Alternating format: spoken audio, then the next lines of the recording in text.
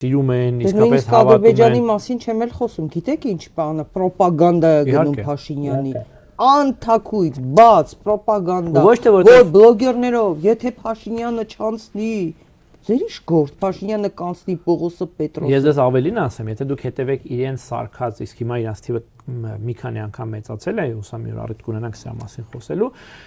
թուրքական, ադրբեջանական ծագման, բայց լեզվով հայերեն հիմնականում։ Այո, շատ մեծ սոցիալական մեդիաների էջերը եւ այլն, եւ այստեղ պետք է մեր դիտորդներին ասել, որ շատ զգուշ պետք է լինել, որտեղ դրանց թիվը շատ մեծ է։ Հայալեզու, Ու շատ պրոֆեսիոնալ հայերեն, հա, ասում շնորհակալություն արհեստական բանականությանը նաեւ էս հարցում։ Այդտեղով այն ծավալի քարոզությունը որ իրականացում է, որ դա ինքնին արդեն շատ խոսում փաստ է, եւ երկրորդը այդ քարոզությունը ունի շատ հստակ ուղղություն։ Այսինքն եթե հայալեզու քարոզությունը, ադրբեջանական, թուրքական քարոզումը պրո իշխանական դիրքորոշում կամ այնպիսի դիրքորոշումներ, որոնք ուժեղացնում են դե ֆակտո իշխանության դիրքերը եւ թույլատնում են ազգային ուժերի դիրքերը։ Օրինակ ասում են ընտրությունների մի գնացեք, սա չեմ ծախածած, մի արեք, պետք չի, մեկը ձեզ խափելու են, էս են անելու են, այսինքն դա ոչ այլ ինչ է, քան նպաստել դե ֆակտո իշխանությունների վերարտադրության։ Բայց դրա համար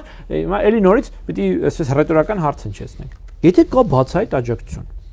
լավ հարց չի ծագում, ինչու։ Որն է մոտիվացիան Թուրքիայի եւ Ադրբեջանի նման պետությունների,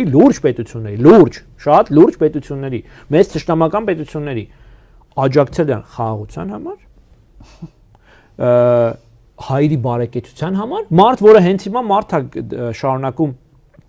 գերի պահել բանտերում, ինչ անվան տակ էական չէ։ Այդ մարդը քո բարեկեցությունն ասում, մարդ, որ ամեն օր հայտարարում որ դու իր պատմական տարածքում ես ապրում։ Շնամի է հայտարարում։ Մարդ, որ քեզ ուղիղ շնամի է ասում հոգեբուժների, հոգեբանների կայքին։ Դրա համար պետք է սա հաշվի առնել։